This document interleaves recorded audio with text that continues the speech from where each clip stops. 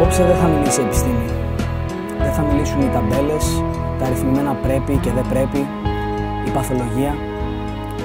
Απόψε θα μιλήσει μόνο ο άνθρωπος, καθαρά και ειλικρινά. Υπάρχει μια κατηγορία ανθρώπων, οι περισσότεροι, οι οποίοι προσπαθούν στη ζωή τους να τη ζήσουν χωρίς οποιοδήποτε κόστος. Προσπαθούν όλα να τα κάνουν γρήγορα, πολύ νωρίς, χωρίς να ονειρεύονται, χωρίς να προσπαθούν, χωρίς να αγωνίζονται. Αυτοί οι άνθρωποι με μαθηματική ακρίβεια δεν φαίνεται ότι θα ευτυχήσουν στη ζωή τους. Απ' την άλλη υπάρχει μια κατηγορία ανθρώπων, μια σιωπηλή κατηγορία ανθρώπων, η οποία για κάποιο λόγο συνεχίζει να ονειρεύεται. Είναι αυτοί που αποκαλώ εγώ οι μικροί καθημερινοί ήρωες. Αυτοί οι άνθρωποι έχουν καταλάβει κάτι πολύ σημαντικό για τη ζωή τους. Έχουν καταλάβει ότι χρειάζεται υπομονή, επιμονή και αγώνας. Χρειάζεται το όνειρο για να καταφέρεις οτιδήποτε στη ζωή σου. Αυτοί οι άνθρωποι έχουν καταλάβει ότι η ζωή δεν παρέχεται δωρεάν, όμως το κόστος της ζωής είναι αυτό που αξίζει τον κόπο. Απόψε θα έχω κοντά μου έναν τέτοιο μικρό καθημερινό ήρωα, ο οποίος έχει τη δύναμη και έχει τη θέληση να μιλήσει για οτιδήποτε. Για οτιδήποτε θέλω εγώ να τον ρωτήσω ή για οτιδήποτε θέλει να πει. Τη Φαουζία τη γνώρισα πριν από έναν χρόνο, περίπου πριν από έναν χρόνο. Ήταν ένα πάρτι, ένα καρναβαλικό πάρτι και βρεθήκαμε εκεί μέσα από μια κοινή παρέα. Αυτό που μου έκανε εντύπωση με εκείνη ήταν ότι ήταν όμορφη και έξυπνη, αλλά πέρα από αυτά τα δύο είχε κάτι που το εκτίμησα κατευθείαν. Είχε αυτό που λέμε μια έξυπνη ατάκα για κάθε τι που θα τη ρωτήσεις. Αυτό σημαίνει ότι ο άνθρωπος αυτός εκτιμάει τη ζωή του και έχει χιούμορ και μπορεί να ανταπεξέλθει σε οτιδήποτε. Όταν μιλάω για μικρούς καθημερινούς ήρωες, η λέξη μικρός δεν σημαίνει πράγματι μικρός, για μένα σημαίνει τεράστιος. Αλλά το λιγότερο που θα μπορούσα να κάνω για αυτόν τον άνθρωπο ήταν να της αφιερώσω αυτή την εκπομπή, να της δώσω χώρο, χρόνο και οποιονδήποτε τρόπο για να συζητήσει μαζί μου και να μιλήσουμε για ό,τι συμβαίνει. Η Φαουζία έχει μια πολύ άδικη ασθένεια της εποχής. Αυτή είναι ο καρκίνος. Παρ' όλα αυτά, έχει τη δύναμη και τη θέληση να μπορέσει να μοιραστεί με μας και να μας δώσει μαθήματα ζωής που όλοι οφείλουμε να τα καταλάβουμε και να τα κρατήσουμε βαθιά μέσα στην ψυχή μας. Η δύναμη ανήκει σε όλους αυτούς τους μικρούς ήρωες. Ας γνωρίσουμε έναν από αυτούς.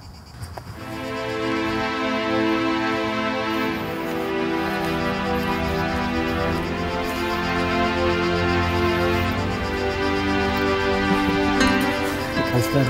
Γεια σου, Γιάννη. Μου έκανε πάντα εντύπωση το όνομά σου. Φαουζία. Είναι αραβικό. Ο πατέρας μου έχει καταβολές από τη Συρία. Και σημαίνει νίκη. Σημαίνει νίκη. Ναι. Για την ακρίβεια είναι Φαουζία. Απλά με φωνάζουν Φαουζία, είναι πιο εύβηχο. Ξέρω ότι είσαι και φοιτήτρια στη φιλοσοφική, εδώ στην Πάτρα. Τι φιλοσοφείς τη ζωή σου? Εννοείται. Μετά το πρόβλημα εννοείται. Αυτό που εκτίμησα πάρα πολύ και πριν που τα λέγαμε και τις προηγούμενες μέρες φυσικά, είναι ότι έχεις τη δύναμη και τον τρόπο να μοιράζεσαι ανοιχτά και πολύ αληθινά το ό,τι συμβαίνει με σένα. Πώς λειτουργεί αυτό ακριβώς? Είναι αυτό που σου είχα πει, η μικρή ιστορία. Όταν ήμουνα στο Λύκειο, είχα πάει ένα ταξίδι στην Αθήνα και στα κτέλ είχα δει ένα άτομο το οποίο δεν είχε ούτε τρίχες, ήταν χλωμό και όταν το είδα φοβήθηκα και πήγα και κατσαλού. Μέχρι που ήρθε η στιγμή που έγινα εγώ αυτό το άτομο. Και βάζοντας τώρα τον εαυτό μου στη θέση του, λέω ότι είναι πολύ άσχημο αυτό που μου κάνα, δεν θα το... Αν γίναγα το χρόνο πίσω θα καθόμουν. Είναι πολύ άσχημο αυτό, δηλαδή βλέπεις κάτι έτσι που παρακλίνει της νόρμας, ότι είναι κάτι το οποίο δεν βλέπουμε και το φοβάσαι. Ενώ δεν θα έπρεπε. Είναι κάτι καθημερινό που συμβαίνει σε πολλούς ανθρώπους. Δηλαδή μου λες με κάποιον τρόπο ότι ακόμα οι άνθρωποι φοβούνται αυτή την ασθένεια. Εννοείται αυτό, εννοείται. Γιατί νομίζουμε ότι είμαστε άτρωτοι. Έχουμε στο πίσω μέρος του μυαλού μας αφοβία ότι μπορεί κάποια στιγμή να αρρωστήσουμε ή μπορεί να μας συμβεί κάτι κακό. Αλλά όταν οι φόβοι σου γίνονται αλήθεια, δεν φοβάσαι τίποτα πλέον. Και εγώ πραγματικά το ζήσα αυτό. Σκεφτόμουν χθες το βράδυ ότι είναι ωραίο πράγμα να το συζητάμε όλο αυτό. Αλλά η αλήθεια στην όλη υπόθεση βρίσκεται επάνω σου. Δηλαδή, εγώ μπορώ να πω το οτιδήποτε, μπορεί να πει ο καθένας το οτιδήποτε. Αλλά το τι συμβαίνει πραγματικά με έναν άνθρωπο που βιώνει αυτή τη λέξη στο πετσί του, ας πούμε, τη λέξη του καρκίνου, μόνο εσύ μπορείς να το μοιραστείς μαζί μου και να μου πεις πραγματικά, Φαουζία, τι είναι αυτό το πράγμα, τι είναι ο καρκίνος. Έχει διπλό χαρακτήρα, δηλαδή είναι κάτι πάρα πολύ δύσκολο. Πάρα πολύ δύσκολο. Μπορεί να υπάρχουν μέρες που να μην έχεις τόσο καλή ψυχολογία, να θες να κλειστείς στο δωμάτιό σου με κλειστά τα φώτα και να σκεφτείς μόνο, να σκέφτεσαι μόνο αυτό. Αλλά υπάρχουν και μέρες που σου δίνει πάρα πολύ ενέργεια αυτό.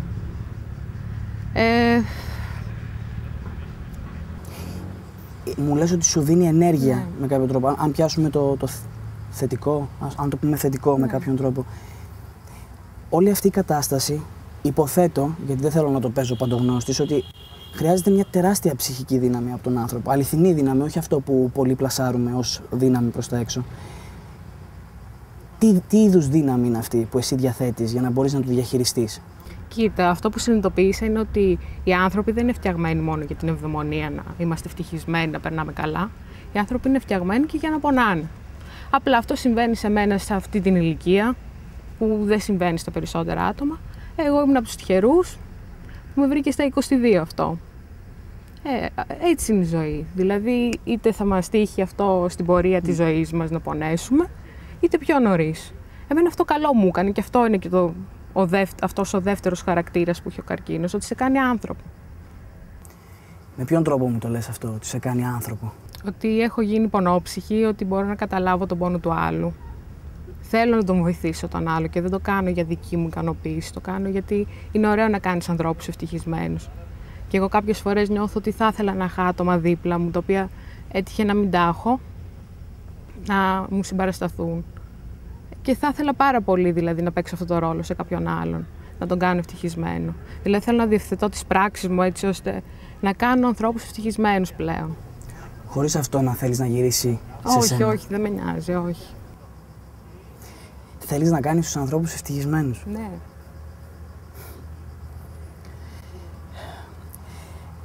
Έχω σκεφτεί πάρα πολλά πράγματα για σήμερα. Έχω σκεφτεί, μου έχει καταναλώσει πολύ τη σκέψη μου, σε πολύ αληθινό βαθμό. Θέλεις να μου πεις λίγο πιο συγκεκριμένα τι είδους καρκίνος είναι αυτός? Είναι ένα αυτοάγνωστο νόσημα, το οποίο ονομάζεται Hodgkin. Είναι ένας τύπος λεμφώματος. Το συνειδητοποίησα ότι πάσχω από αυτή την νόσο διότι είχα βήχα, είχα φαγούρα, ένιωθα ότι δεν ήμουν υγιής, είχα έντονο το αίσθημα της κόπωσης και επειδή καταλάβαινα ότι δεν πήγαινε άλλο, πήγα στο νοσοκομείο και μετά από τις απαραίτητες εξετάσεις και αυτά μου είπαν ότι πάσχω από αυτό το νόσημα. Είναι ένας ιάσιμος καρκίνος. Πλέον η ιατρική έχει προχωρήσει και μέσα σε μικρό χρονικό διάστημα, μέσα σε 5 χρόνια έχουν βγει θεραπείες και γι' αυτό ο κόσμος δεν πρέπει να φοβάται δηλαδή όταν το μαθαίνει αυτό. Και ό,τι καρκίνο και να έχει, δηλαδή εδώ που τα λέμε τώρα δεν πρέπει να φοβόμαστε. Η δύναμη του ανθρώπου είναι πάρα πολύ μεγάλη.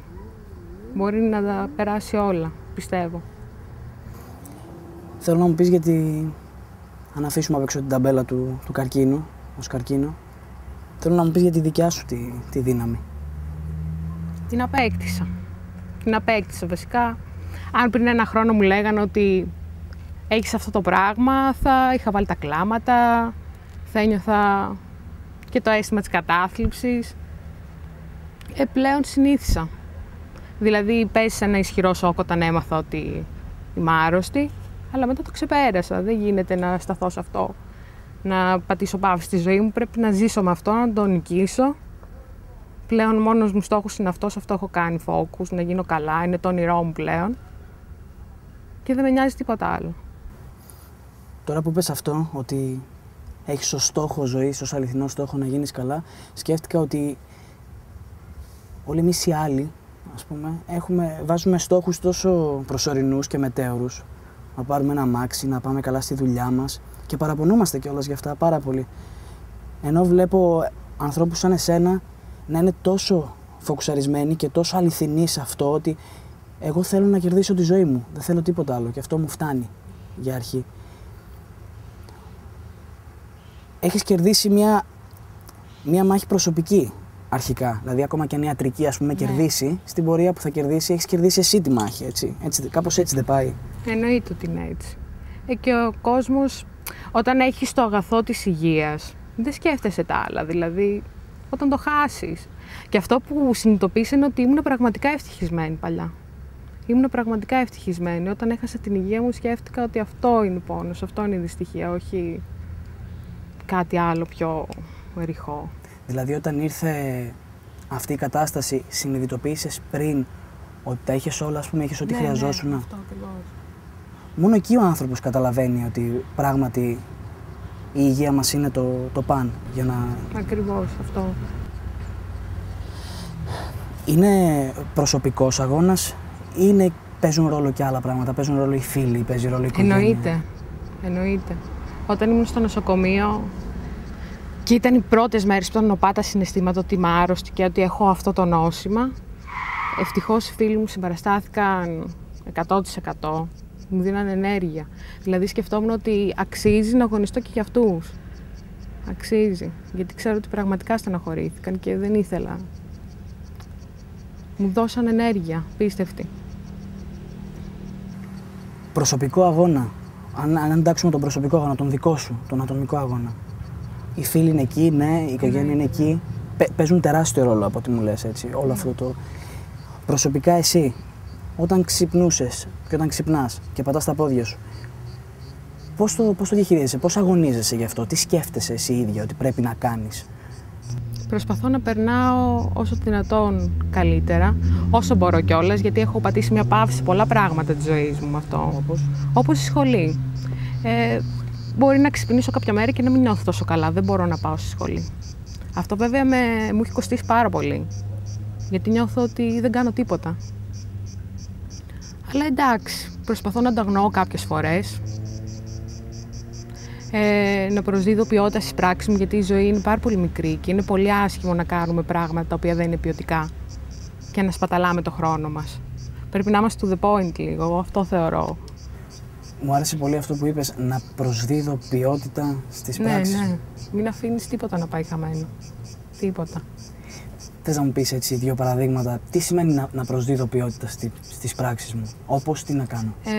Να περνάς χρόνο με τους φίλους σου ποιοτικό, να κάνεις πράγματα για σένα, όπως είναι για παράδειγμα η σχολή μου, ότι το έχω μετανιώσει που δεν έχω δώσει τόση προσοχή σε αυτό, ενώ τώρα είναι κάτι το οποίο μου λείπει. Στιγμές με την οικογένειά μου, ότι θέλω να τις ζήσω 100%. Τα πάντα. Είναι και αυτό που σου είχα πει, ότι στο νοσοκομείο που βλέπω τα παιδιά που κάνουν πρακτική, τους νοσηλευτές και αυτά, ακούω τους διαλόγους τους αυθόρμητους, αυτά και ζηλεύω. Λέω ότι έχουν μια καθημερινότητα, δηλαδή δεν είναι το νοσοκομείο όπως εγώ θα κάτσω εδώ πέρα, ότι θα κάνω τη θεραπεία μου, ότι όλος μου ο κόσμος είναι εδώ αυτή τη χρονική περίοδο. Έχουν τη ζωή τους, είναι νέοι, είναι ξέγνιαστοι. Σε μένα δεν υπάρχει αυτό το συναίσθημα πλέον, έχω χάσει την Ήβη μου. Μετά από αυτό έχω πει ότι έχω χάσει την Ήβη μου. Αυτό ακριβώς νιώθω. Πάντως όλοι εμείς δεν έχουμε κάτι που έχεις εσύ. Δεν έχουμε αυτό το... είναι τόσο επίπεδο μερικές φορές το συναίσθημά μας. Δηλαδή, εσύ λες να προσδίδουμε ποιότητα στις πράξεις μας και μου αναφέρεις απλά καθημερινά πράγματα, ενώ εμείς τα κάνουμε και δεν νομίζω ότι ούτε καν τους δίνουμε σημασία. Και εσύ βγαίνοντας από αυτό μετά, τουλάχιστον θα ξέρεις ότι κάθε τι που θα κάνεις θα είναι και μια πηγή ευτυχίας. Δηλαδή, θα σε γεμίζει με έναν τρόπο.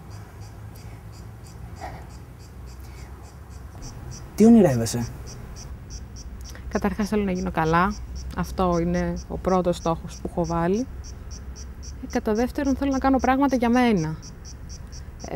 Και όπως είπα, να προσδίδω ποιότητα στις πράξεις μου. Δηλαδή, σκέφτομαι να συνεχίσω τη σχολή μου και να κάνω κάποιες σπουδές για τα άτομα με ειδικές ανάγκες.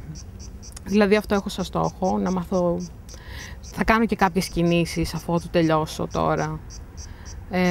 Θέλω να ασχοληθώ με αυτό. Δεν ξέρω τι, αλλά πιστεύω ότι με δουλειά πολύ θα προσπαθήσω να κάνω πράγματα έτσι ώστε και αυτά τα παιδιά να έχουν μια φυσιολογική ζωή. Έχεις αυτό το συναίσθημα του ότι θες ονειρεύεσαι δηλαδή για παρακάτω την προσφορά. Ναι, αυτό. Σου έχει λείψει καθόλου η προσφορά από τους άλλους ή την έχεις πάρει με Την έχω πάρει. Βέβαια από κόσμο τον οποίο δεν το περίμενα. Δηλαδή έχει τύχει άτομα τα οποία δεν τα ήξερα καν να έρθουν να με επισκεφτούν στο νοσοκομείο, από κοινούς γνωστούς και αυτά, και να καταλήξουμε να έχουμε μια υπέροχη φιλία. Έχει τύχει και το αντίθετο. Άτομα τα οποία είναι στο συγγενείς μου, να μην τους έχω τόσο κοντά μου, να μην νιώθω εγώ ότι αυτό που σπράττω είναι αληθινό. Δεν ζητάω κάποιον να με λυπηθεί ή ένα χάδι ή κάτι. Θέλω άτομα να είναι δίπλα μου και να με κάνουν να νιώθω φυσιολογική, ότι δεν έχω τίποτα. Να διασκεδάζουμε, αυτό θέλω. Δεν θέλω τη συμπόνια κανενός, δεν θέλω τίποτα τέτοιο. Υπάρχουν ακόμα άνθρωποι που προσφέρουν νύκτο, δηλαδή εννοείται, και το κάνουν για την ηθική υποχρέωση, ότι εγώ θα το κάνω αυτό για να νιώσω εγώ καλά. Αυτό. Εγώ αυτό το καταλαβαίνω. Ο νύκτος είναι από τα πιο εγωιστικά συναισθήματα που υπάρχουν. Δεν έχουν να κάνουν καθόλου με τον άλλον άνθρωπο, έτσι δεν είναι? Εννοείται αυτό. Εννοείται, το κάνουν μόνο και μόνο για να νιώσουν αυτοί ηθικά καλά. Εγώ το καταλαβαίνω αυτό. Δηλαδή, καταλαβαίνεις αν κάποιος είναι αληθινός ή όχι.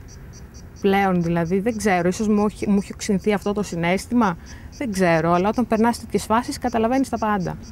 Πράγματα που είχες ως δεδομένο, ότι ο τάδε άνθρωπος με αγαπάει, ότι τον έχω φίλο μου, όλα αρχίζουν να αλλοιώνονται, δεν ξέρω. Μου είχες πει τις προάλλες ότι μέσα από αυτή την ασθένεια έχουν οξυνθεί και οι αισθήσεις σου, μου είχες πει. Ναι, ακόμα ακριβώς. και αν το πιάσουμε και ως ψυχική λειτουργία, αυτό που μου λες, δηλαδή αντιλαμβάνεσαι καλύτερα μέχρι και το συναίσθημα που εισπράττεις από τον άλλον. Ναι, μπορώ να το καταλάβω. Και έχει οξυνθεί και η αίσθησή σου και σωματικά, ενώ μπορείς να συνδέσεις μου είχες πει ότι μπορείς να συνδέσεις πολλά πράγματα. Δυστυχώς. Αν πιάσουμε το κομμάτι, ένα πολύ βαρύ κομμάτι του καρκίνου, αυτό της χημειοθεραπείας. Πραγματικά το λέω και νιώθω πολύ μικρός για να το πω αυτό το πράγμα, αλλά θέλω εσύ να μου μάθεις, να μου πεις εκεί μέσα σε αυτό το κομμάτι τι συμβαίνει. Καταρχάς πρέπει να ξεκινάς αισιόδοξα, δεν γίνεται να πας με άσχημο mood εκεί πέρα. Γιατί είναι πολλές οι ώρες, κουράζεσαι πάρα πολύ, δεν ξέρεις τι επιπτώσεις θα έχουν τα φάρμακα σε σένα. Αλλά η ψυχολογία παίζει σημαντικό ρόλο, δηλαδή έχει τύχει στιγμές να μην είμαι τόσο καλά και να πάω για χημειοθεραπεία και να είμαι μία εβδομάδα κλεισμένη στο σπίτι μου γιατί δεν είμαι καλά. Έχει τύχει στιγμές όμως που να είμαι σε καλό mood, καλή ψυχολογία και να είναι εύκολο όλο αυτό. Να το περάσω έτσι. Είναι δύσκολα βέβαια, έτσι. Είναι δύσκολα γιατί τελειώνεσαι σωματικά. Δηλαδή, μπορεί να κάνεις θεραπεία και την άλλη μέρα να ξυπνήσεις και να μην αναγνωρίσεις τον εαυτό στον καθρέφτη. Αυτό είναι πολύ άσχημο συναίσθημα. Μπορεί να έχει άσχημες επιπτώσεις, να μην μπορείς να κάνεις κάποια πράγματα. Βέβαια, έχουν τύχει και φορές που μετά τη θεραπεία να βγω κατευθείαν έξω. Και αυτό το κάνω για να νιώσω καλά. Είναι ένα σκληρό κομμάτι η χημειοθεραπεία. Ναι. Ούτως ή άλλως. Οι στιγμές εκείνες οι δύσκολες που μπαίνεις για χημειοθεραπεία και δεν βγαίνεις καλά. Δεν βγαίνεις με τη δύναμη που θα ήθελες να βγεις. Έχεις τρόπους να το διαχειρίζεσαι? Δεν μπορείς να κάνεις σκέψη όταν πονάς. Το μόνο που σκέφτομαι είναι ότι τώρα πονάς. Οκ, ψύχρεμα θα περάσει κάποια στιγμή και σε λίγες μέρες θα είσαι πάλι καλά. Να κάνεις ό,τι θες. Δηλαδή έτσι το διαχειρίζομαι. Δεν με ενδιαφέρει πλέον ο πόνος. Έχω περάσει τόσο πολλά που ο πόνος είναι είναι ένα προσωρινό συναίσθημα. Κάποια στιγμή θα σταματήσεις να πονάς. Έτσι το βλέπω. Σκεφτόμουν, έχεις συνηθίσει στην ουσία όλο αυτό τον πόνο ή η δύναμη έχει ξεπεράσει τον πόνο, δηλαδή είσαι πιο δυνατή για να μην σε αγγίζει ο πόνος? Είναι και τα δύο. Και τα δύο μαζί? Είναι και τα δύο. Δηλαδή, έχω συνηθίσει, εννοείται. Έχω συνηθίσει τα πάντα. Απ' την άλλη, σκέφτεσαι ότι πόσο σημαντικό είναι αυτό που κάνεις, που δεν σε ενδιαφέρει τώρα ο πόνος. Δηλαδή, λες ότι το κάνω για να είμαι και εδώ αύριο, να αναπνέω, να κάνω πράγματα. Έτσι το παίρνω εγώ. Δηλαδή, λέω ότι είναι κάτι κακό, εντάξει, το ξέρω, πρέπει να κάνουμε υπομονή. Φαουζία, να συνεχίσουμε. Δεν έχω σκεφτεί. Πιστεύω είναι εγωιστικό να πεις ότι πονάω και να μην νιώθεις καλά και να τα παρατήσεις. Δεν είναι όμορφο. Δεν θα το έκανα ποτέ. Δεν θα το έκανα. Τόση ώρα που μιλάς, σκέφτομαι ότι με κάποιον τρόπο αυτό το συναίσθημα ή οτιδήποτε είναι του εγωισμού λείπει από εσένα, και το λέω με την πολύ καλή έννοια. Δηλαδή, ο εγωισμός έχει πάει σε δεύτερη μοίρα και έχεις έναν στόχο που είναι τόσο σημαντικός και τόσο για εμάς όλους, ότι ούτε καν δεν τον παίρνουμε χαμπάρι, δεν καταλαβαίνουμε τι σημαίνει να αγωνίζεσαι για τη ζωή σου και για να μπορέσεις να είσαι καλά. Και όλη την ώρα που μου μιλάς, σκέφτομαι ακριβώς αυτό το πράγμα. Ότι έχω δίπλα μου έναν άνθρωπο που έχει τη δύναμη να αγωνιστεί γι' αυτό. Νιώθω πιο ταπεινή από ποτέ. Δηλαδή, όταν περνάς τόσο άσχημες καταστάσεις, με τις χημειοθεραπείες, το ότι συνειδητοποιείς ότι ναι, είμαι άρρωστος, δεν σε νοιάζει τίποτα. Όταν πονάω και αυτά, νιώθω αυτό ότι έχεις φτάσει πάτο και πρέπει να ανεβείς ψηλά.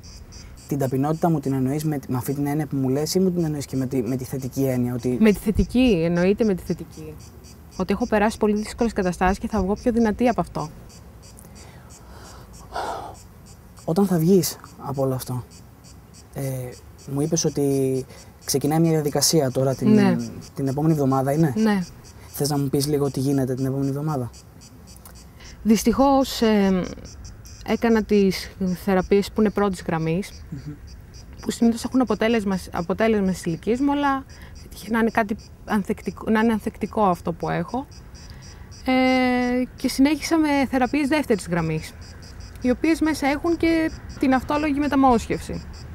Αυτό σημαίνει ότι παίρνουν πρώιμα λευκά αιμοσφαίρια από σένα, τα οποία πρώιμα δεν έχουν την νόσο, τα φυλάνε και όταν τελειώσεις τις χημειοθεραπείες σου τα χορηγούν. Και έτσι ο οργανισμός ανακάμπτει. Δηλαδή αυτό που θα κάνω τώρα θα με κάνει υγιή 100%, θέλω να πιστεύω. Έχει πιθανότητες επιτυχίες 75% από ό,τι έχω ακούσει, είμαι πολύ αισιόδοξη. Αλλά και να μην πετύχει αυτό και να χρειαστεί να ταλαιπωρηθώ λίγο παραπάνω, εγώ είμαι έτοιμη για όλα. Δεν το σκέφτομαι έτσι, δηλαδή έχω γίνει πλέον no feelings. Ένα χάος, μια ουδετερότητα έχω μέσα μου. Ό,τι και να ακούσω, είμαι έτοιμη για όλα. Είμαι έτοιμη για όλα.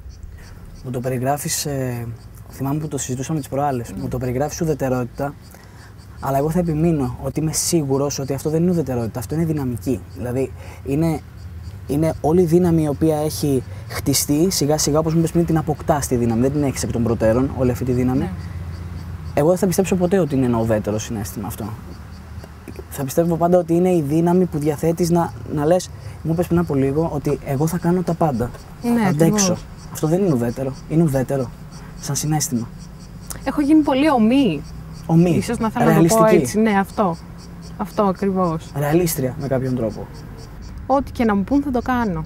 Θα το κάνω. Δεν με ενδιαφέρει τίποτα. Όσο και να πονάει αυτό, εγώ είμαι διατεθειμένη να το κάνω. Όση ώρα μου μιλάς, νιώθω, αν το πούμε σαν άβρα, νιώθω τόση δύναμη, τόση ενέργεια να έρχεται πάνω μου, που μερικές φορές, ξέρεις, θέλω να κάτσω απλά και να σε ακούσω και να μην μιλάω πολύ, να μην κάνω ερωτήσεις άλλες, γιατί δεν νιώθω ότι έχουν θέσει τόσο πολλοί ερωτήσεις όλο αυτό το πράγμα. Εγώ τη θαυμάζω τη δύναμη αυτή. Και δεν το λέω ούτε τηλεοπτικά, ούτε στο είπα και τις προάλλες.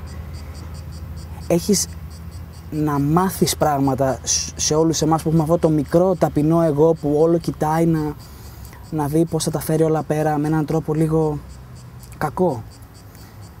Και όση ώρα μιλάς, εμένα μου δίνεις μαθήματα, ένα-ένα, για να πάω σπίτι μου και να σκεφτώ μετά τι κάνεις ακριβώς. Αυτό σκέφτομαι όση ώρα μου μιλάς. Όταν τώρα θα πάνε όλα καλά και θα βγεις μετά από αυτή τη διαδικασία, το όνειρο και ο στόχος είναι να γίνεις καλά. Θα γίνεις καλά, γίνεσαι καλά. Πες μου αμέσως μετά τι θες να κάνεις. Θέλω να εξαφανιστούν όλα τα σημάδια από πάνω μου από αυτή την ασθένεια, δηλαδή και συναισθηματικά. Θέλω να το ξεχάσω, δεν μπορώ να σου πω ότι θέλω να το θυμάμαι. Θα κρατήσω μόνο τα θετικά, ότι έχω γίνει πιο σκληρή, ότι έχω γίνει άνθρωπος, γιατί δεν ήμουνα πριν. Αυτό, δεν θέλω κάτι. Θέλω να ασχοληθώ πιο πολύ με μένα, όπως είπα, και να προσδίδω ποιότητα στις πράξεις μου, αυτό. Δεν είναι ότι... Θέλω να ζήσω έντονα, βασικά. Αυτό θα μπορούσα να απαντήσω. Θέλω να ζήσω έντονα. Θέλω να ζήσω όλες τις εμπειρίες. Αυτό. Θαυμάζω το γεγονός ότι δεν μου μιλάς για ηλιστικά πράγματα, αλλά μου μιλάς για εμπειρίες, για συναισθήματα, για όλα αυτά που εμείς έχουμε αφήσει εντελώς στην άκρη, έτσι. Δηλαδή δεν μου λες θέλω να πάρω αυτό, θέλω να κάνω εκείνο. Θέλω να ζήσω έντονα, μου λες. Αυτό θέλω. Ήθελα να σε ρωτήσω κάτι άλλο που είναι μια ερώτηση λίγο πιο κοινωνική, θα έλεγα, αλλά θέλω να τη ρωτήσω γιατί ζεις μέσα σε αυτό το πλαίσιο. Πώς είναι το σύστημα υγείας σε αυτό το τομέα, πώς συμπεριφέρεται, πώς είναι να βιώνεις αυτή τη σχέση γιατρού με ασθενή, υπάρχει κατανόηση? Εννοείται. Ευτυχώς στο Πανεπιστημιακό Νοσοκομείο της Πάτρας είναι άριστα όλα. Οι γιατροί, βέβαια έχει έλλειψη προσωπικού, έτσι. Αυτό βλέπω. Έλλειψη προσωπικού που κάνει τις νοσοκόμες να μην καταλαβαίνουν τον άλλον. Κάποιες φορές έχω νευριάσει, γιατί βλέπεις ότι έχουν νεύρα, έχουν πολύ κόσμο και σε μικρό χρονικό διάστημα πρέπει να τους εξυπηρετήσουν όλους, που κάποιες φορές μπορεί και σένα να σε ταλαιπωρούν παραπάνω. Δηλαδή μπορεί να μπαίνεις για μια θεραπεία που είναι 4 ώρες, να πας πρωί και να φύγεις το βράδυ. Πρέπει να έχεις υπομονή σε αυτά. Αλλά είναι άριστα όλα. Δεν έχω παράπονο. Να κάνω μια ερώτηση που μπορεί να ακουστεί κλισέ, αλλά θέλω να την κάνω γιατί περιμένω την απάντηση. Την αγαπάς τη ζωή σου? Εννοείται. Εννοείται. Θες να μου πεις κάτι γι' αυτό, πώς την αγαπάς τη ζωή σου, τι είναι ζωή για σένα? Θέλω αυτό, να ζήσω έντονα. Μου έχει λείψει καθημερινότητα, ρουτίνα. Μου έχει λείψει να πάρω το λεωφορείο, να πηγαίνω στο πανεπιστήμιο, να αφιερώνω πράγματα, χρόνο σε μένα, να περνάω καλά. Μου έχουν λείψει αυτά, γιατί δεν μπορώ πλέον να τα κάνω. Καθημερινά πράγματα, η ρουτίνα της σχολής. Μπορεί να είναι 5 ώρες, μπορεί να είναι παραπάνω από 5. Μου έχει λείψει πάρα πολύ. Και τώρα που θα έρθουν θα είναι τόσο διαφορετικά για σένα από ό,τι για μας. Εσύ θα επενδύσεις, και αν κάνω λάθος ήρθα, αλλά νομίζω ότι θα επενδύσεις την ψυχή σου εκεί. Θα την επενδύσεις πάνω, όχι όπως όλοι εμείς που λέμε εντάξει, δεν πειράζει, δεν τρέχει και τίποτα. Αυτό έλεγα στην αρχή, ότι άνθρωποι σαν εσένα, καλά, για μένα είναι ήρωες τώρα, μην το συζητάμε, ξέρουν να επενδύουν την ψυχή τους εκεί που αγαπάνε μετά από όλα αυτά τα πράγματα.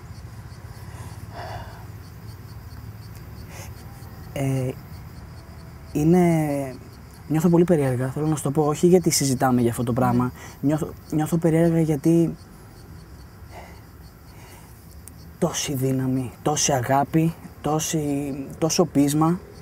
Εντάξει, νιώθω λίγο μικρότερος, δηλαδή δεν μπορώ να το κάνω, να πω ψέματα σε αυτό. Είναι αυτό που λέμε. Το δωμάτιο με τις χημειοθεραπείες είναι το μεγαλύτερο σχολείο. Εκεί πέρα βλέπεις κόσμο που το παίρνει πολύ βαριά. Δηλαδή μπορεί να πάω για θεραπεία και να μου χαλάσει το mood. Μπορεί να βλέπεις κάποιον να κλαίει, κάποιον να είναι ταραγμένος. Μπορεί να βλέπεις άτομα που από την νόσο να τους έχει επηρεάσει αυτό. Είναι σχολείο αυτό το δωμάτιο. Ναι, δεν θέλω να πατάω εκεί μέσα, αλλά έχω μάθει πάρα πολλά. Έχεις μάθει και, αν πιάναμε τις πτυχές, έχεις μάθει σίγουρα να είσαι δυνατή. Ναι, το έχω πει πολλές φορές. Έχεις μάθει και άλλα πράγματα μέσα από εκεί. Εννοείται, έχω καταλάβει ότι κάποιοι κρατάνε ακόμα το χαρακτήρα του ζώου, να το πω πιο όμορφα. Για παράδειγμα, έβλεπα μια κοπελίτσα η οποία ήταν νέα, με παιδιά, παντρεμένη. Και αφού νόσησε, ο άντρας την παράτησε. Και η κοπέλα τώρα να έρχεται να κάνει χημειοθεραπείες και να κλαίει. Καταλαβαίνετε δηλαδή ότι εντάξει, τι να πεις. Δεν είχε καν, δηλαδή, το αίσθημα κάποιος άγνωστος να ήταν στον δρόμο και να έχει αυτό το πράγμα, δηλαδή, θα του φτάσουν δίπλα του. Πόσο μάλλον ένας άνθρωπος με τον οποίο έχετε ζήσει καταστάσεις. Είναι τόσο σκληροί άνθρωποι. Ναι, ναι. Και τους επηρεάζει και αυτό. Δεν ξέρω πώς σκέφτονται. Δεν ξέρω. Δεν μπορώ να καταλάβω κάτι. Θυμάμαι που τους συζητούσα και με έναν φίλο μου. Ακούνε αυτή τη λέξη και τρομάζουν αυτοί οι ίδιοι για κάποιον λόγο. Δηλαδή θυμάμαι που μου είπες και εσύ ότι παλιότερα είδα ένα παιδί και έφυγα από δίπλα του. Γιατί το κάνουν αυτό οι άνθρωποι, τι έχουν μέσα στο μυαλό τους και το κάνουν? Έχουν στο μυαλό τους ότι καρκίνος είναι ο θάνατος. Αυτό. Δεν ξέρω, ίσως υπάρχει και κόσμος που το παίρνει, που μπορεί να το έχει περάσει και να το έχει πάρει πάρα πολύ βαριά, δεν ξέρω, γιατί τα ανθρώπινα όντα είναι διαφορετικά το ένα με το άλλο, δεν μπορώ τώρα να μιλάω για καθολικότητα. Αλλά θέλει δύναμη, θέλει. Εσύ φωνάζεις για ζωή όμως, δηλαδή όλος το είναι φωνάζει για ζωή. Ναι, θέλω να τελειώσω και να αρχίσω να κάνω πράγματα για μένα. Διάφορα και τα πιο απλά δηλαδή, να μπορώ να περπατάω στον δρόμο χωρίς την περούκα, ξέρω εγώ ποιοι. Να περπατάω άβαυτη, χωρίς να χρειαστεί να βαφτώ, γιατί εντάξει τώρα φρύδια αυτά όλα πέφτουν έτσι. Πρέπει να κάνω μια προετοιμασία για να βγω έξω, να νιώθω εγώ καλά. Να περπατάω στον δρόμο και να μην με κοιτάζουν περίεργα. Θέλω να βγω για καφέ και να είμαι απλή. Να μην με νοιάζει τίποτα, μην με νοιάζει ότι σε λίγες μέρες θα μπω μέσα γιατί έχω θεραπεία. Ή να νιώθω άσχημα από τη θεραπεία, κάτι τέτοιο. Σίγουρα μπορεί να είναι πολύ σκληρό όλο αυτό, αλλά θα κερδίσεις κάτι πολύ πιο γρήγορα από ότι όλοι εμείς, ο καθένας από εμάς. Μετά κάθε τι θα σε κάνει ευτυχισμένη. Ακριβώς. Αλλά θα το νιώθεις, ρε παιδί μου, θα νιώθεις ότι είσαι ευτυχισμένη. Όταν βγήκα από το νοσοκομείο, που κάνω τις εξετάσεις για να μάθουν τι έχω, ήμουν 20 μέρες μέσα. Τώρα ένας άνθρωπος να κάθεται κοντά ένα μήνα στο νοσοκομείο είναι πολύ σκληρό. Όταν βγήκα από το νοσοκομείο, έβαλα τα κλάματα γιατί έλεγα πατάω έδαφος, ήλιος. Έβλεπα γήινα χρώματα, όχι αυτό το λευκό του νοσοκομείου. Με τους παππούδες και τις γιαγιάδες, όχι εντάξει τώρα ότι... Αυτό, δεν έβλεπα κάθε μέρα πόνο, να ξυπνάω και να βλέπω πόνο. Είσαι σχολείο για μένα σήμερα, με κάποιον τρόπο. Τι θα έλεγες, στην είχα ξανακάνει αυτή την ερώτηση πέρα από τα τηλεοπτικά δρόμενα. Τι θα έλεγες σε έναν άνθρωπο που είναι απ' έξω από αυτό, τι θα του μάθαινες εσύ, αν του έλεγες κάτι και του έλεγες ότι να του μάθεις κάτι για τη ζωή. Όλα αυτά που λες είναι μάθημα βέβαια, αλλά αν μίλαγες συγκεκριμένα σε κάποιον από εμάς, που τα θεωρούμε όλα δεδομένα για κάποιον λόγο, έτσι, τι θα του έλεγες σε αυτόν τον άνθρωπο? Να σέβεται τον εαυτό του, να κάνει πράξεις που κάνουν καλό σε αυτόν, μη σπαταλάει τη ζωή του άδικα. Η ζωή είναι πάρα πολύ μικρή και έρχεται η στιγμή που συνειδητοποιούμε ότι έχουμε κάνει πράγματα τα οποία δεν έχουν νόημα. Και αυτό ίσως να μας στεναχωρήσει. Πρέπει αυτό που σου είπα, να προσδίδουμε ποιότητα στις πράξεις μας, να έχουμε άτομα αληθινά δίπλα μας, να σκεφτόμαστε ότι ακόμα και η πιο απλή στιγμή είναι σημαντική.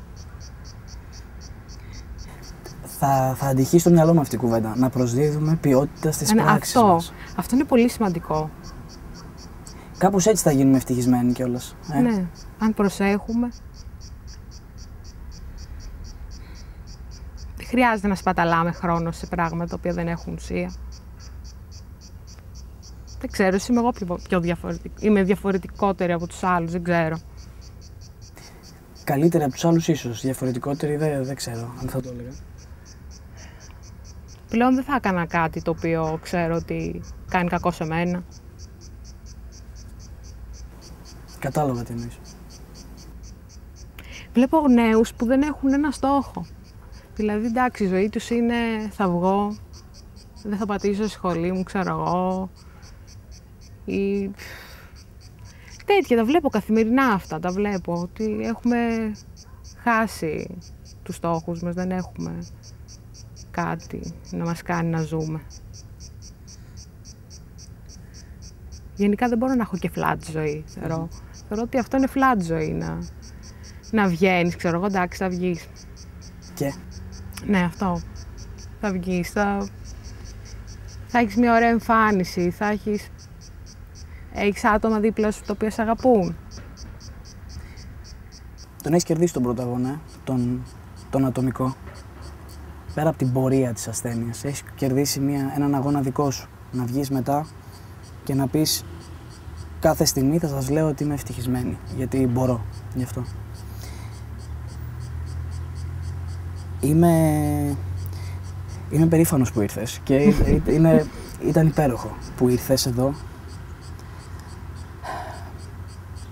Θέλω πολλά πράγματα να σε ρωτήσω, πάρα πολλά πράγματα, αλλά θέλω να δώσω το λόγο και σε μια γυναίκα. Θέλω να μιλήσει σε μια γυναίκα τώρα, για να τα πείτε ίσως λίγο διαφορετικά από ό,τι τα λες με μένα. Νιώθω, αυτό το συναίσθημα νιώθω ότι μαθαίνω και ότι είμαι περήφανος. Ναι, αυτό το κλισέ που είμαι περήφανος για σένα δεν μ' αρέσει. Νιώθω περήφανος αυτή τη στιγμή γιατί μου έδωσες πράγματα και θα τα κρατήσω. Και θα προσπαθώ να τα κρατάω, αλήθεια. Και ελπίζω να τα κρατήσουν και όλοι, γιατί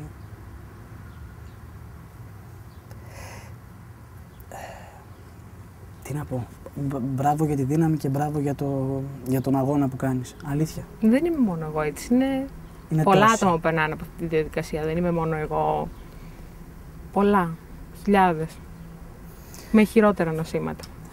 Να προσδίδουμε ποιότητα στις πράξεις μας και να είμαστε και ταπεινοί με κάποιον τρόπο, και έτσι θα είμαστε ευτυχισμένοι. Ακριβώς. Σε ευχαριστώ. Εγώ ευχαριστώ.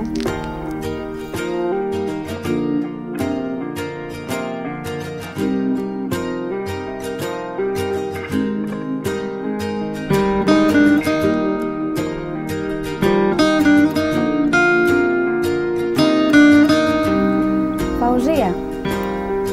Καταρχάς λατρεύω το όνομά σου, έτσι, από την πρώτη στιγμή που το άκουσα. Λοιπόν, πάλι με έναν ψυχολόγο θα μιλήσεις, αλλά από μια άλλη οπτική. Τι άλλαξε στη ζωή σου και τι δεν άλλαξε. Και ως άνθρωπος, αλλά κυρίως ως γυναίκα. Καταρχάς, κάθε γυναίκα έχει ως focus, ξέρω εγώ, την εμφάνισή της. Η εμφάνιση αλλοιώνεται πάρα πολύ. Αυτό ίσως μου έχει στοιχήσει σαν γυναίκα. Δηλαδή, έχουν αλλοιωθεί τα χαρακτηριστικά μου. Προετοιμάζομαι πάρα πολλές ώρες για να είμαι αξιοπρεπής. Ναι. Αυτό είναι, νομίζω, το σημαντικότερο. Σου παίρνει πολλές ώρες, δηλαδή, να ετοιμαστείς, να θες να πας μια βόλτα ή κάτι τέτοιο. Και μου στοίχησε πάρα πολύ η απώλεια των μαλλιών μου, π.χ. Αυτό. Με πλήγωσε, μπορώ να πω. Πώς το αντιμετώπισες αυτό? Σκέφτηκα τρόπους να φαίνομαι φυσιολογική. Δηλαδή, είπα ότι θα κάνω τα πάντα, να φαίνομαι ότι δεν έχω τίποτα. Έχω αλλάξει πάρα πολύ. Ένα κακό είναι ότι έχω γίνει πάρα πολύ υπερκαταναλωτική, θα έλεγα. Ναι, για να καλύπτω ατέλειες και τέτοια. Και αυτό το κάνω για να νιώθω καλά. Δεν μου περνάει από το μυαλό ότι το κάνω για μένα, να νιώθω καλά, όχι να αρέσω σε κάποιον και αυτά, γιατί δεν έχεις όρεξη για τέτοια. Δεν έχεις όρεξη, δηλαδή. Δεν ασχολείσαι με αυτά. Εγώ πάντως σε βλέπω τόσο δυναμική και τόσο προσέχεις τόσο πολύ τον εαυτό σου που δεν πιστεύω ότι έχει αλλάξει τόσο πολύ σε σχέση με αυτό που έκανες και πριν. Πριν δεν φρόντιζα τόσο τον εαυτό μου, μπορώ να σου πω. Εντάξει, ασχολιώσουν πάλι με τον εαυτό σου, απλά είσαι τόσο πολύ. Αυτός. Δίνουμε τόσο μεγάλη σημασία στην εξωτερική μας εμφάνιση τελικά και όταν προκύπτει κάτι τέτοιο, ίσως δίνουμε περισσότερη. Εννοείται, αφού όταν γνωρίσεις κάποιον άνθρωπο, το πρώτο πράγμα το οποίο κοιτάς είναι η εμφάνιση. Είναι αυτό. Η αισθητηριακή εποπτεία είναι το πρώτο συναίσθημα. Είσαι γυναίκα, υποθέτω μέσα από όλη αυτή την εμπειρία έχεις αναστραφεί και με άλλους ανθρώπους που είναι καρκινοπαθείς. Έχεις παρατηρήσει ή εσύ πώς το νιώθεις, θέλω να μου πεις κυρίως, βλέπεις το κοινωνικό σύνολο, ας πούμε, να αντιμετωπίσει διαφορετικά έναν άντρα και μια γυναίκα καρκινοπαθή? Ναι, ένας άντρας δεν χρειάζεται να κάνει τόσα πράγματα για να βελτιώσει την εμφάνισή του. Και δεν φαίνεται και τόσο στον άντρα. Δηλαδή ένας άντρας ο οποίος δεν έχει μαλλιά είναι φυσιολογικό, το βλέπουμε. Ενώ μια γυναίκα δεν το βλέπουμε συχνά. Ναι, και κάνει και προσπάθειες να το καλύψει κάπως η γυναίκα. Ναι, ένας άντρας μπορεί να το κάνει. Φαίνεται κιόλας αυτό που βλέπω. Οπότε από τους άλλους, από τους γύρω σου, από ανθρώπους που γνωρίζεις, βλέπεις διαφορετική αντιμετώπιση? Όχι. Κάτι το οποίο μου έχει κάνει εντύπωση είναι ότι οι γυναίκες είναι πιο δυναμικές. Δηλαδή μια γυναίκα η οποία έχει την οικογένειά της, πρέπει να ξυπνήσει, να κάνει τις δουλειές της, είναι πιο δυνατή. Είναι δεδομένο στο μυαλό της ότι θα κάνω τα πάντα να το ξεπεράσω για την οικογένειά μου. Αυτό βλέπω από τα άτομα τα οποία συναναστρέφομαι. Ενώ οι άντρες ταράζονται. Μου έχει κάνει εντύπωση αυτό. Οι άντρες ταράζονται. Πανικοβάλλονται πιο πολύ, ίσως. Δεν είναι ψύχρεμοι, δεν έχουν υπομονή. Και αυτό είναι άσχημο, γιατί όταν είσαι σε ένα δωμάτιο με τόσα άτομα και βλέπεις κάποιον ο οποίος είναι ταραγμένος, σε πειράζει αυτό. Εσένα, στην καθημερινότητά σου πιο πολύ, στους στόχους σου, στις προτεραιότητές σου, άλλαξε κάτι μετά από όλη αυτή την εμπειρία? Ναι. Πλέον έχει αλλάξει εντελώς η ζωή μου. Δηλαδή, από εκεί που θα ξύπναγα, θα ετοιμαζόμουν, θα πήγαινα στη σχολή μου, κάνω εντελώς διαφορετικά πράγματα. Έχουν αλλάξει και οι προτεραιότητές σου? Ναι. Οι στόχοι σου όμως δεν νομίζω να έχουν αλλάξει. Αλλά κάνεις πράγματα να νιώθεις καλύτερα. Δεν έχεις και τις δυνάμεις που είχες. Αυτό είναι φυσιολογικό. Μάλιστα, οπότε γι' αυτό που είπαμε και πριν για γυναίκα-άντρα, υπάρχει αυτή η άποψη ότι υπάρχει μια διχοτόμηση, ας πούμε, της κουλτούρας του καρκίνου, ότι ένας άντρας καρκινοπαθής θα εστιάσει πιο πολύ στην πρόληψη, στη θεραπεία, ενώ όταν ακούμε για μια γυναίκα που περνάει μια τέτοια εμπειρία, εστιάζουμε στο συναίσθημά της, πώς νιώθει και στην εξωτερική της εμφάνιση, γιατί υπάρχουν και αυτά τα όμορφα κοινωνικά γυναικεία πρότυπα. Οπότε συμφωνείς λίγο εσύ με αυτό, ότι υπάρχει αυτή η άποψη? Ναι, εννοείται. Πάνω σε αυτό περίπου είχε γίνει και ένα συνέδριο που είχε κάνει η Αμερικανική Εταιρεία για τον Καρκίνο και μέσα σε όλα τα άλλα δίνανε δώρο είδη μακιγιάζ στις γυναίκες, τους κάνανε μαθήματα πώς να φτιάχνουν τα φρύδια τους, γιατί μέσα από τις χημειοθεραπείες χάνουν κλπ. Πόσο νόημα έχει αυτό για σένα? Καταρχάς, τι νομίζεις ότι προσφέρει στην ουσία, τέτοιες δράσεις, δηλαδή τι είναι αυτό που προσφέρουν? Θεωρώ ότι είναι σημαντικό. Είναι σημαντικό γιατί όταν νιώθεις καλά, περπατάς στον δρόμο και ξέρεις ότι δεν θα καταλάβει ο άλλος τίποτα. Ότι είμαι ωραία, ακόμα και έτσι, ακόμα και πρισμένη, χλωμή, μπορώ να το βελτιώσω αυτό. Μπορώ να κάνω αλλαγές. Ναι, σου αλλάζει την καθημερινότητα. Άρα έχει νόημα για σένα να γίνονται τέτοιες δράσεις? Ναι, πάρα πολύ. Θέλω λίγο να μιλήσουμε για το θέμα, αφού είμαι ψυχολόγος, να μιλήσουμε λίγο για το θέμα της υποστήριξης. Καταρχάς, έχεις χρειαστεί εσύ, έχεις νιώσει την ανάγκη πέρα από τους δικούς τους οικείους ανθρώπους να ζητήσεις μια ψυχολογική υποστήριξη και από κάποιον ειδικό? Όχι. Ευτυχώς ήμουν δυνατή. Αλλά πιστεύω ότι υπάρχει κόσμος που όντως χρειάζεται. Και θα έπρεπε να είναι ακόμα και στα δωμάτια των χημειοθεραπείων ψυχολόγοι. Νομίζεις ότι μόνο για τον άνθρωπο που πάσχει υπάρχει αυτή η ανάγκη, ή ίσως και για τους ανθρώπους που είναι δίπλα του? Για τους δικούς του ανθρώπους, την οικογένειά του? Και για τους ανθρώπους που είναι δίπλα του. Η δική σου οικογένεια, ας πούμε, με ποιο τρόπο σε στήριξε, βρήκε τρόπους να αντιμετωπίσει την όλη κατάσταση? Καταρχάς, ήταν και ο τρόπος που τους το είπα. Τους ξεκαθάρισα ότι έχω κάτι σοβαρό. Θέλω να είστε δίπλα μου, γιατί μόνο έτσι θα το ξεπεράσω, με το να πανικοβληθείτε και να σας βλέπω ότι δεν είστε καλά. Αυτό εμένα θα με φθείρει. Δεν θα με κάνει να αποδώσω τόσο. Και ευτυχώς είναι δυνατή και... Το έχουν σεβαστεί. Ναι. Παρατηρείς να έχουν αλλάξει πράγματα στη δική τους καθημερινότητα που ίσως αυτό είναι αποτέλεσμα της δικής σου κατάστασης? Έχουν τον ίδιο στόχο με μένα, να γίνω εγώ καλά. Μόνο αυτό τους νοιάζει. Οπότε δεν έχουν αλλάξει πολλά πράγματα στην καθημερινότητά τους, απλά πλέον εστιάζεται σε κάτι πολύ συγκεκριμένο. Εγώ είμαι και λίγο της άποψης, σε ρωτάω γιατί είμαι πιο πολύ της άποψης ότι και αυτές οι μάσκες αισιοδοξίας που φοράνε πολλές φορές οι δικοί μας άνθρωποι σε τέτοιες καταστάσεις, δεν νομίζω ότι δεν γίνονται αντιληπτοί από έναν άνθρωπο που πάσχει. Οπότε δεν ξέρω και πόσο βοηθητικό είναι. Και ίσως η θεραπεία πολλές φορές βοηθάει από αυτή την άποψη, βοηθάει και τους ανθρώπους που είναι δίπλα στον άνθρωπο που νοσεί, πώς να χειριστούν αυτή τη νέα κατάσταση. Γιατί αν το πάρουμε πολύ απλά, είναι μια νέα κατάσταση, έτσι δεν είναι? Είναι αυτό που είπα και στο Γιάννη, ότι κάθε άνθρωπος είναι διαφορετικός. Δεν Ακριβώς. υπάρχει καθολικότητα στους ανθρώπους. Ότι μπορεί να υπάρχει καρκινοπαθής που οι γονείς του το έχουν πάρει βαριά. Ακριβώς. Και αυτό να επιδράσει στη ψυχολογία του ασθενούς. Τώρα δεν ξέρω. Ευτυχώς εμένα όλα ήταν οκ. Εσύ τώρα ζεις και μια καθημερινότητα τον τελευταίο χρόνο καινούρια. Είναι μες στην καθημερινότητά σου τα νοσοκομεία, οι θεραπείες και όλα αυτά. Όλα αυτά εσύ, ποια είναι η άμυνά σου, ποιος είναι ο τρόπος αντιμετώπισης όλο αυτό? Θέλω να καταλάβω, όλοι οι άνθρωποι χρησιμοποιούμε μια άμυνα απέναντι σε δύσκολες καταστάσεις. Αυτό ήταν ένα αρνητικό ξάφνιασμα για σένα, όλο αυτό που έμαθες στη διάγνωση του καρκίνου. Ποια είναι η άμυνά σου απέναντι σε όλο αυτό, απέναντι σε όλα αυτά? Έχω τους φίλους μου. Είναι εκεί στις χημειοθεραπείες, ποτέ δεν έχω νιώσει. Νιώθω φυσιολογική, νιώθω ότι δεν κάνω τίποτα. Θέλω να μου πεις, αν θες φυσικά, μία αρκετά δύσκολη στιγμή από όλη αυτή την εμπειρία και μία πολύ όμορφη στιγμή.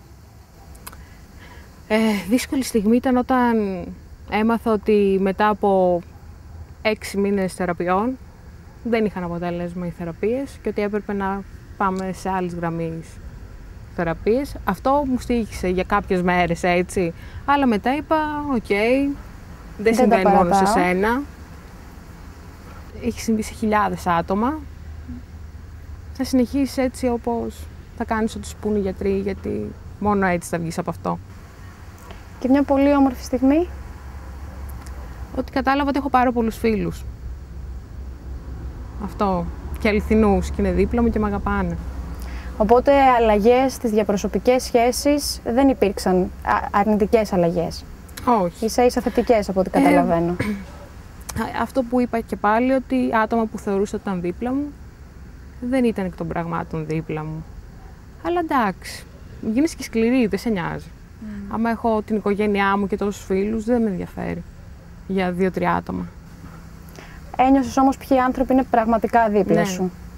Και μου δίνουν και ενέργεια και αξίζει ακόμα και για αυτούς να αγωνιστώ, για την οικογένειά μου και για τους φίλους μου. Έτσι το βλέπω δηλαδή. Τι στόχους έχεις στη ζωή σου? Θέλω να πάρω το πτυχίο μου καταρχάς.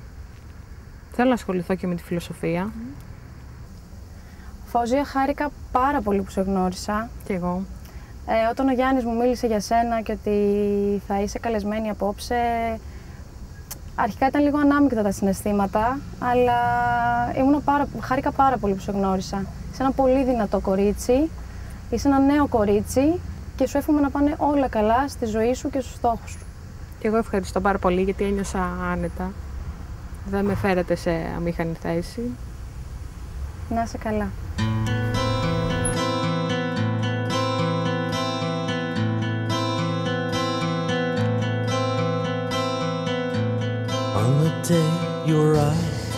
Σε ένα αγρόκτημα ζούσε ένας πατέρας με το μικρό γιο του. Το μικρό παιδί είχε γεννηθεί με ένα ιδιαίτερο χάρισμα. Είχε φτερά, όπως αυτά που έχουν οι άγγελοι. Ο πατέρας του μια μέρα λέει στο μικρό, δεν είναι υποχρεωτικό να μάθεις να πετάς, αλλά καλό θα ήταν με αυτό το ιδιαίτερο χάρισμα που έχεις να το κάνεις.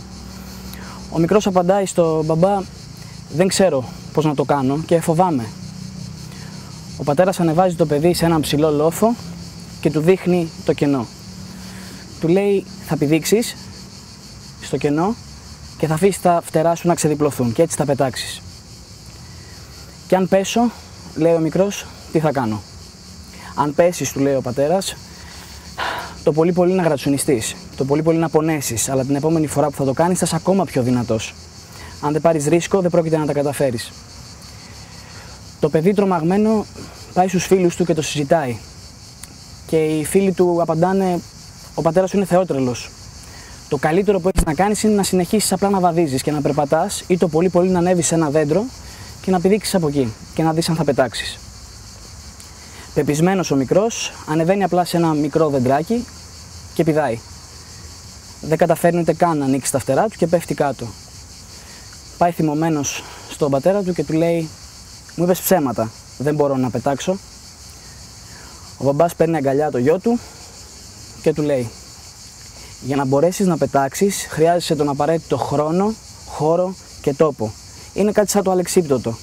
Πρέπει να επιδείξεις το κενό και να αφήσεις το χρόνο μέχρι να ανοίξει το αλεξίπτωτο και να μπορέσεις να πετάξεις.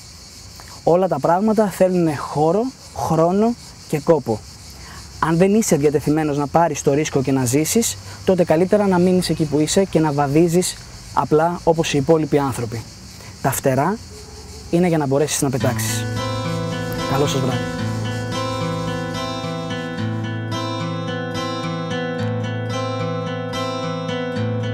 On the day you arrived, the bedroom curtains were drawn. All was still the way you left it. Same number on the door. Easy come, easy go. What a way to treat your soul. Though I confess, where once hearts rested, now there's nothing but a hole.